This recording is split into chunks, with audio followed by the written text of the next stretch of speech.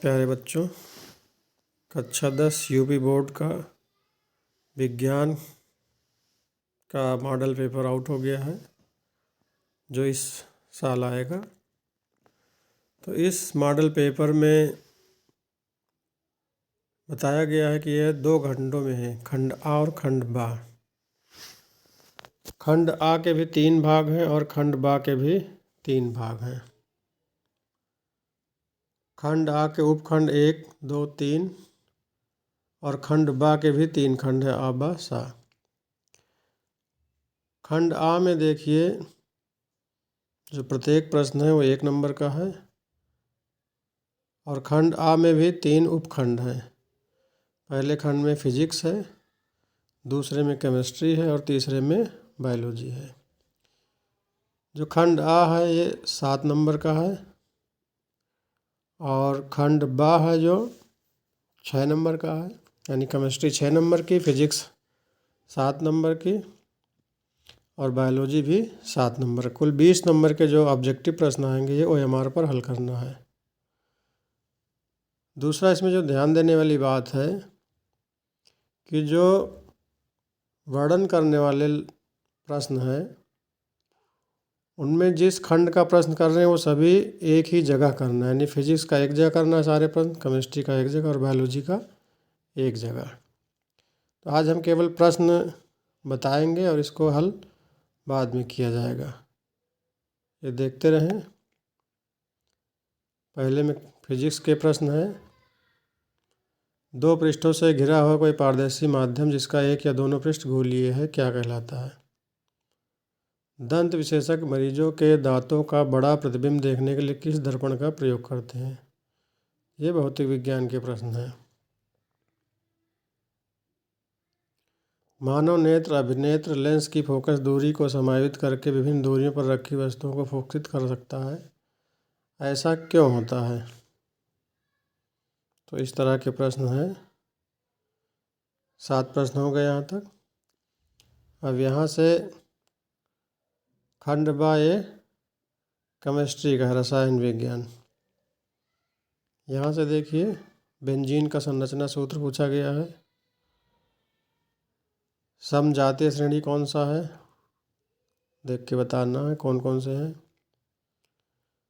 भूपर्पट्टी में प्राकृतिक रूप से पाए जाने वाले तत्वों या यौगिकों को क्या कहते हैं? दांतों का क्षय कब प्रारंभ होगा? पीएच ज़्यादा होने पे, कम होने पे, अम्लीय होने पे, क्षारीय होने पे। फिर अभिकथन वाला प्रश्न आया है, तो इसमें एक सही होता है या गलत होता है, या कथन सही है या कथन का कारण सही है, दोनों में जो सही है बताना होता है। फिर यहाँ खंड तीसरा खंड है बायोलॉजी का। इसमें देखिए पूछा गया अंतः श्वसन के दौरान वायु प्रवाह का सही मार्ग कौन सा है? तो सही मार्ग आपको पहचान करके बताना है। यहाँ दिया गया निम्नलिखित कथन तथा कारक को पढ़कर दिए गए विकल्पों में से सही विकल्प का चयन कीजिए। कथन है और कारक है, तो अब इस तरह का नया ट्रेंड आया है कि कथन और कारक वाले भी प्रश्न पूछे जाने लगे हैं जो कंपटीशन में पूछे जाते हैं। अगला है विद्युत आवेग की प्रवाह की दिशा क्या है? ये सारे प्रश्न ध्यान से देखना है कि प्रवाह की दिशा क्या है। अगला है थायरॉक्सिन के बारे में कौन सा कथन सही है? थायरॉक्सिन क्या आप जानते हैं? हार्मोन है, क्या करता है इसके बारे में आपको बताना है। अगला प्रश्न ये नया प्रकार का है, इसमें चित्र बनाकर दे दिया गया ABC लिखा है। ए क्या है, बी क्या है, सी क्या है, इसके नाम ऑप्शन में से देख के लिखना है। जनन की अलैंगिक विधि से उत्पन्न संतति में परस्पर अधिक समानता होती है, क्यों?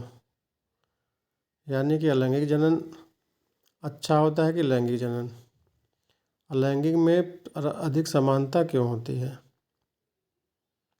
फिर एक आहार श्रृंखला में तीसरे पोषी स्तर पर हमेशा कौन रहता है? आप लोग को बताया गया है कौन रहता है। नेक्स्ट देखिए, अब यहाँ से है वर्णनात्मक प्रश्न। अब इसमें भी ट्रेंड बदला हुआ है। पहले 4 नंबर का सीधे सीधे प्रश्न आता था, अब उसमें 2 भाग कर दिए, फर्स्ट और सेकंड, 2 खंड कर दिया कि 2-2 अंक के हैं। दूसरा प्रश्न में भी 2-2 अंक के 2 प्रश्न दिए गए हैं और तीसरा प्रश्न भी 2-2 अंक के हैं। तो इस तरह से प्रश्नों की संख्या बढ़ गई है लेकिन नंबर वही है। फिर जो है दीर्घ उत्तरीय प्रश्न है 6 नंबर का। इसमें अथवा आएगा, पहले में या तो करिए फर्स्ट सेकंड थर्ड या दूसरा करीजिए। तो यहाँ तक था फिजिक्स का। अब खंड सेकंड जो है ये केमिस्ट्री का, रसायन विज्ञान का। इसमें देखिए 1-1 अंक के 4 प्रश्न, यानी कि पहला प्रश्न ये 4 अंक का है। निम्नलिखित के कारण बताइए, यहाँ कारण बताना, ये भी 4 अंक का है। इसमें भी 2-2 नंबर के 2 प्रश्न हैं। छठा भी ऐसे ही कारण बताना है, 2-2 अंक का है। प्रश्न 7वां अंक जो प्रश्न है ये 6 नंबर का है, 2 + 2 + 2। टिप्पणी लिखिए।